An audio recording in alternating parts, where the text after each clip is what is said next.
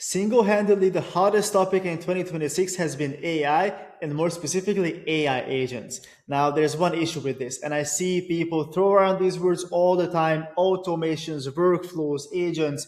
They say it like it's all the same thing, but in reality, all of them are complete different things. So in this video, I want to clear the air because even when I started out, I was struggling with understanding what the difference is because people were saying AI workflows, AI agents, AI automations, and they all look the same. And I didn't really understand the difference. So I want to break it down to you exactly what the difference is. And then I'll show you how you can build your own AI agents in Claude Code. It's going to be a super simple step-by-step process. But first, let's start with automations. So like I said, there's automations, workflows, and agents. The dumbest one, the most simple one out of these three is going to be automations. Why? Because it has the same trigger and the same action every single time. There's a trigger, action, done. Next, trigger, action, done. And it's the same every single time. There's no change. It's always the same. I'll give you a kind of like a real life example and a business example for all these three. So the first one for automations is the toaster example. It's going to sound super stupid, but imagine this. You push the button down, the bread goes down, toast comes up. It's going to happen every single time. If you put in a bagel, it's not going to start. You need to put in a toast, a slice of bread in order for you to be able to push the button down, right? So this process only works if the conditions are the same every single time. The same thing with business. It's super simple. Automation. Someone books on a call in Calendly, you send them a Zoom link. That's it. No automated follow-ups and sequences, none of that stuff. It's one simple trigger and action every single time. That's going to be the same. No matter what happens, every single lead that comes in, this is going to happen. Nothing else. Okay, that's automations. That's the most simple one out of all of these, and you can do this in n8n, make.com, even in Claude Code. You can make automations like this in minutes. That's why it's not that valuable. It's helpful, but it's not as helpful as, let's say, AI agents because it's not as complex. It's super easy to build, and anybody could build this in n8n if they pay $20 a month and they spend 10 minutes in the platform. Second, workflows. Now, this is a little bit different. It's super similar to automations, but it's a little bit more complex. It's a chain of steps with options and pathways. Let me give you an example, a recipe example. It's going to be similar to the actual toaster one. You get a bread.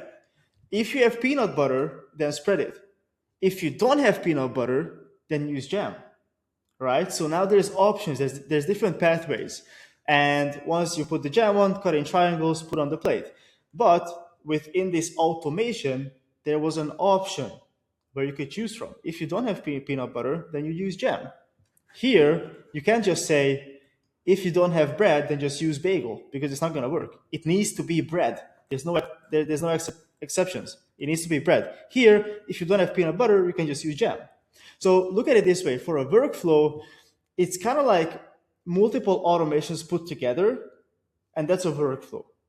It's a little bit more complex than that, but that's pretty much it, because here it's kind of like two automations put together, because one is with peanut butter, one is with jam. It's just if you don't have this, then use this. So it's kind of like two automations put together. So workflows are a more complex way of building automations, multiple automations in one workflow. That's why it's a workflow, because there's multiple work flowing, if that makes sense. Okay, so here's the business example. New lead comes in, AI writes summary of their website, scores them from 1 through 10.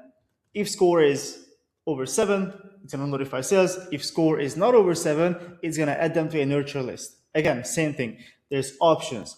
If the lead is qualified, he's going to be put towards a sales call. If the lead is not qualified, he's going to be, I don't know, downsold to a different offer or put to a follow-up list, or it could be anything. The thing is, there's multiple options, multiple pathways in the actual workflow. That's how it's different than an automation. There's options. Again, and this could be even more complex. This could be like, there could be so many more steps in this. I just gave you the most simple one, but there could be 15 different steps, deciding steps in a workflow like this. That's not going to happen in the actual automation. That's the actual difference. And agents. Now, this is the part why you're watching this video. What is an agent? The thing is, you give it a goal, and AI figures out how to execute it, right? So it's not like a set process. It's something that you give to AI and let AI do the work for you. I'll give you an example. The hungry brother example. Okay, your brother, he checks the fridge. There's no bread. So then he checks the freezer, takes out a tortilla because it'll do the job. I don't have bread, so I just use the tortilla. Okay, peanut butter is empty. I'll just grab Nutella. And then once he put the Nutella on the bread, he's like, yeah, I think it's going to be better with banana. So he put some banana on it as well. So what is the difference? He didn't have a set of instructions to go from. He kind of just, he was hungry. He looked around the kitchen and he found some things. He found some sort of food and he put it together and made himself a meal with no instructions, nothing. He was creative with it, right? Those are agents. There's not a set workflow that it follows every single time. It just gets creative and does the work for you by just finding different sources of assets to be able to make the execution for you, pretty much. But here's the actual business example. Let's say you give your agents, research this company and write me a personalized cold email. That's going to be the goal for the AI. So what it's going to do, it's going to search Google, read someone's website, check the LinkedIn, and then the AI notices that they just raised funding, right? So then he decides that's the angle and writes the email based on the funding. Now, that's the funny part. Nobody told the AI to check funding. Nobody. His job was to send an email and do research for that person. No one said, hey, look at for funding. No, he decided that on itself. Like, hey, funding could be a great angle for them to get back to me and reply. It could be a great opener, so let me use that.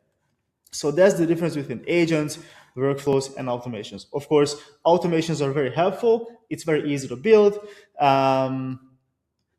And on the other hand, agents are a little bit more complex. It needs a little bit more time, fine tuning to actually build. And then workflows, it's multiple automations. So it's going to be a little bit more time to build it. But these three are all very helpful in their own way. They all have their tasks that you should use them for. Automations are the dumbest one, and agents are the more complex one, can handle more personalized approaches and more heavy work on your end. Okay. How to actually build these agents. Okay, automations, like I said, you can build them in n8n, nothing crazy. But what about agents? Okay, so this is going to be a 7-step process. First step, you need to define a clear goal for the AI. Could be, given a company name, produce a personalized cold email ready to send. That's going to be the goal in this situation. This could be for mass, this could be for one person. The thing is, that's the goal for the agent. The second step, and this is the most important thing, and you really need to ask yourself this question, otherwise you'll just be building useless crap that you spend too much time on when this could have been an automation. Does this even need to be an agent? Okay, is the path the same every time, or does it need judgment each run, right? If you want to build something where it's the same every single time, don't build an agent for it. Go to n8n, build an automation, make it in 10 minutes, and it's good. Don't waste 5 hours in Claude Code prompting for no reason when the outcome is going to be the same thing as n8n. It's just going to be cooler to say because you've built it in Claude Code. Don't be cool. Be useful. Okay? So only make an agent if it needs judgment each run. Step 3, list the actual tools that it needs. Okay? Write down every action your agent must do. Gather all the tools so it can execute them properly. It could be your database, web research, APIs, anything that your AI agent needs to execute the task properly, to make its life easier. Of course, it can find all the assets itself, but if you give it some more help, it's going to be more direct, it's going to be faster, and you're not going to sit there behind your computer for 15 hours trying to understand what your AI agent is trying to do. So give it all the tools that it needs to execute on the task, and it's going to be even better. Step number 4, this is single-handedly the most important step out of all of these. Write the instructions. Super, super important. In here, after I show you this, I'm going to give you a real-life example of how to build an AI agent, but instructions are the most important thing. Okay, who it is, what its goal is, when to use each tool, what good looks like, and when to stop. Now, here, what good looks like, this is crucial. Because if you tell AI, build me a beautiful looking website, what's beautiful means? It's all relative.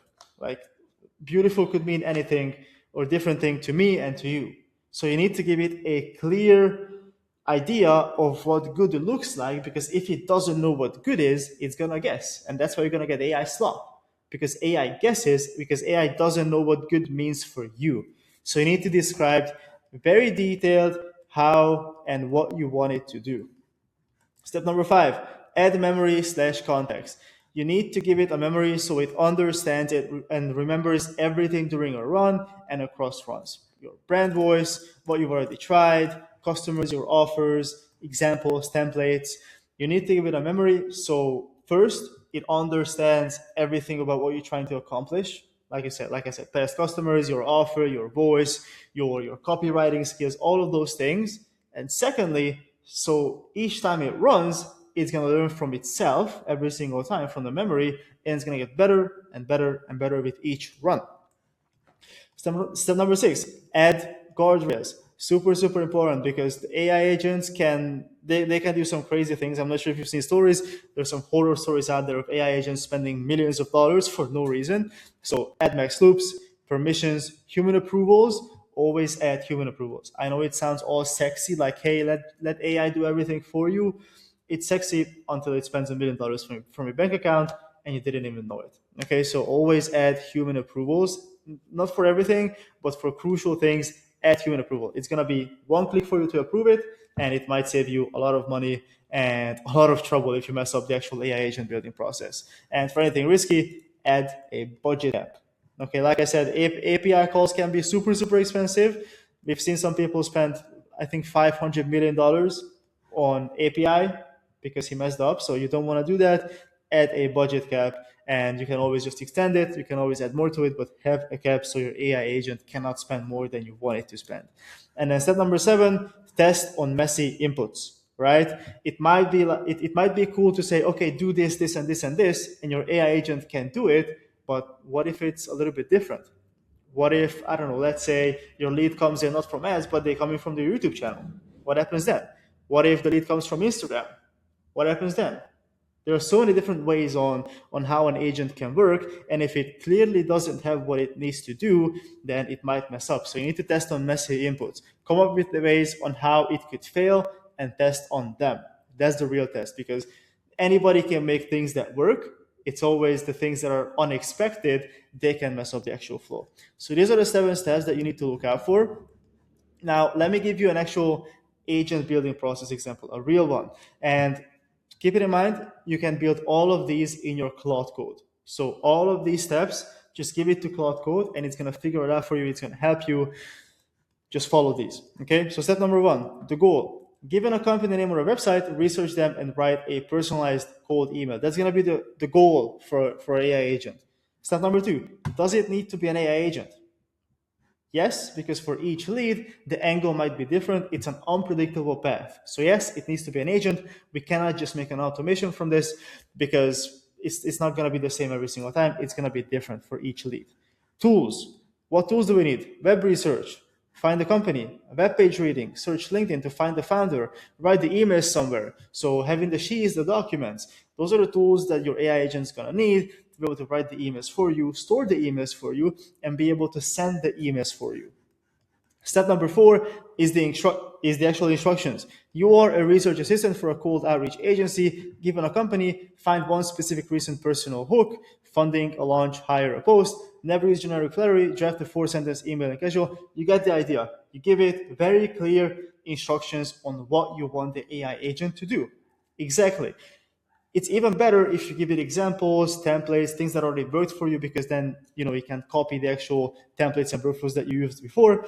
And the most importantly, add a Claude MD file. If you don't know what a Claude MD file is, it's a markdown file that you can make by telling Claude Code, hey, build me my own markdown file, my own MD file with all of my company information in it. You can make this file by just saying that to Claude Code, and then give it every single piece of document that you have on your business, on yourself, anything that you make this agent about. It needs to have kind of like a knowledge base of everything about you. So if you have a marketing agency, you need to have a Claude MD file about your marketing agency, all your clients, your services, how you get results for your services, your story, everything, your voice, everything. You need to upload everything into this empty file. And when you make agents, you need to give these agents that empty file. So from the get-go, they understand everything about you, your project, and your business.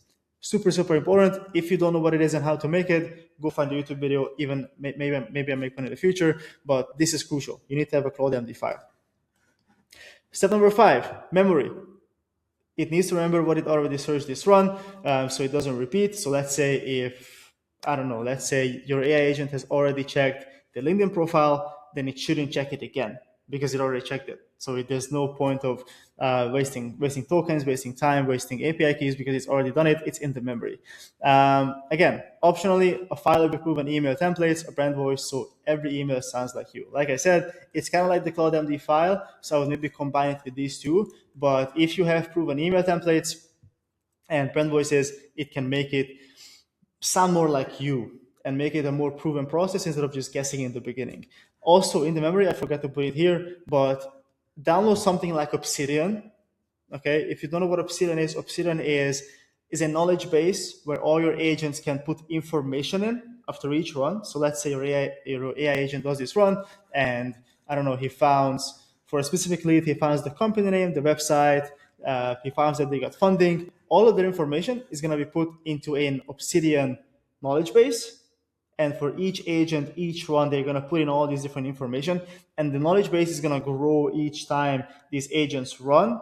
And I don't know, let's say in like 6 months, you'll have such a big knowledge base that your agents are going to learn from each other because they can also pull from the knowledge base. So the more you use it, the smarter your agents are going to become. So having Obsidian set up, super, super helpful. I'll make a video on how to set up Obsidian because it's a very useful tool if you use it properly, but it can also mess up a lot of things if you use it incorrectly. So I'll make a video on it. Maybe the next video I'm going to make it about Obsidian. Just let me know in the comments if you want to see that video. But make a memory. Super important so AI agents don't make the same mistake twice. They don't do the same work twice, and they can learn from each run and get better. And step number 6, the actual guardrails. Maximum 6 tool calls. It drafts, but never actually sends anything because it needs a human approval. That's going to be for this run. So what it's going to do, it's going to research the actual company, write the cold email draft for you, but it's not going to actually send it because it needs you to click on the send button because you don't want to send something that you're not sure of. Let's say if you want to send it to a super high profile client, you don't want to send a cold email that you don't approve as a person because yes, it's still AI, it's still not perfect. I'm not one of those people that's going to tell you like, hey, AI is the best thing ever. No, I think humans are better at writing cold emails and emails in general. But if you do mass emails, then yes, AI, it's going to be 20% worse than humans, but it can do thousands of emails every single day without paying thousands of dollars for software costs. Okay, so that's it. And then for step number 7, I didn't add anything, just test on messy inputs. For example, what if there's no information on the person? What happens then? What if it couldn't find anything? There's nothing on the website. What if they don't have a website? They don't have a LinkedIn profile? What happens then? Right? There's so many different ways of how this process can be mixed up in terms of these steps. And that's why agents are better than automations because they can decide, they can be creative, they can come up with different ideas on how to solve these problems. If for an automation, someone doesn't book in a call because let's say someone books in through, I don't know, cal.com, not Calendly, it's not going to work because the automation is if someone books in through Calendly, they get a Zoom link. But if someone books in through cal.com, they don't get a Zoom link because it's not the same flow. It's not the same automation. But if you have an AI agent and you have multiple booking pages, it can connect them together and make a nice little flow, right? So you need to be very cautious on which one of these you use. And if you want to have agents, workflows, automations, these AI things running your business, replacing your employees, cutting costs, making you more money, being more efficient, then you can find the booking page in the description. I'll do a free AI call with you, an audit call with you, where we'll figure out exactly what system you could use in your business to be more efficient and have better operations in general. It's completely free. I'll give you a free business plan on what you can do with systems like this. And if you want to, we can also build it out for you. You can also find my Instagram in the description. I post a lot of cool AI content, tips, tricks, use cases, all those different things, links, resources. So go ahead, follow me, and I'll see you in the next video.